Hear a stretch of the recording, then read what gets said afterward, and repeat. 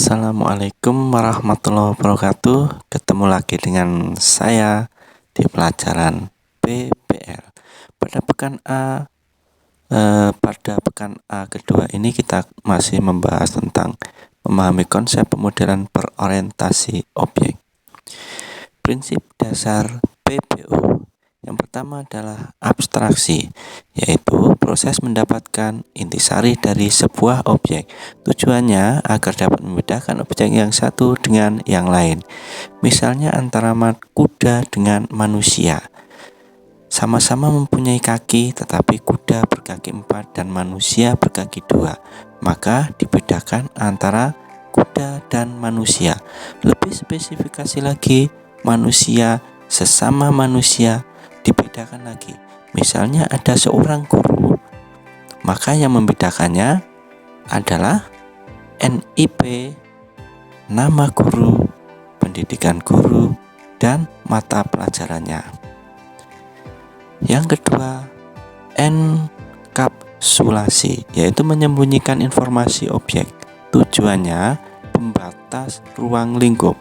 Suatu misal dalam sebuah pemrograman untuk memprogram pemilihan ketua OSIS, maka akan dihasilkan yang terakhir adalah ketua OSIS-nya, kemudian persentase pemilihannya.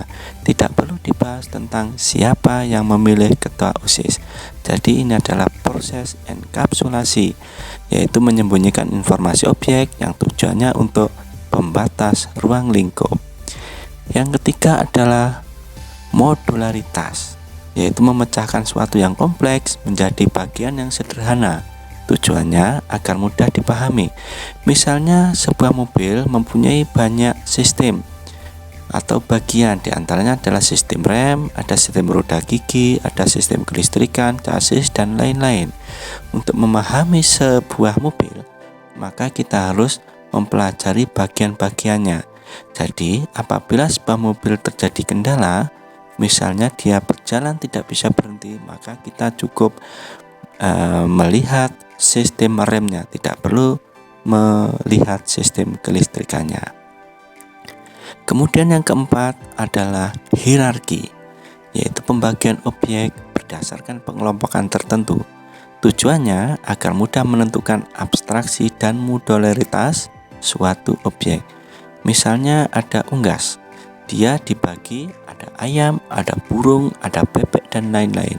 Meskipun ayam itu masih dalam satu lingkup, maka dia bisa dipecah lagi. Ada ayam kampung, ada ayam ras, dan sebagainya. Konsep utama PPO yang pertama adalah objek.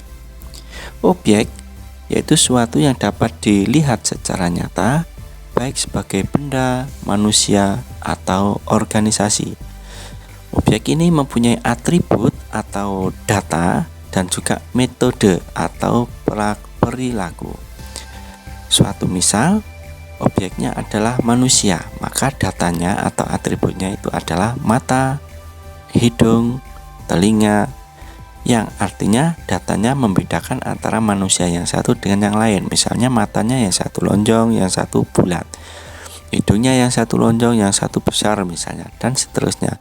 Dan metode yang dikenakan untuk objek manusia itu adalah bahwa manusia bisa makan, bisa berlari, dan sebagainya. Yang kedua adalah kelas. Kelas adalah kumpulan dari beberapa objek yang sejenis. Misalnya tadi ada objek manusia, misalnya perempuan. Sesama perempuan dimasukkan dalam kelas perempuan. Sedangkan yang membedakannya adalah misalnya namanya. Ada Tina, ada Tini, dan seterusnya. Ada kelas perempuan. Mungkin ada juga sesama manusia kita bedakan menjadi kelas lelaki, misalnya nama Andi, Rahman, dan seterusnya.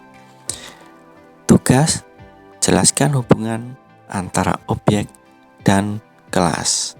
Sekian, terima kasih. Assalamualaikum warahmatullahi wabarakatuh.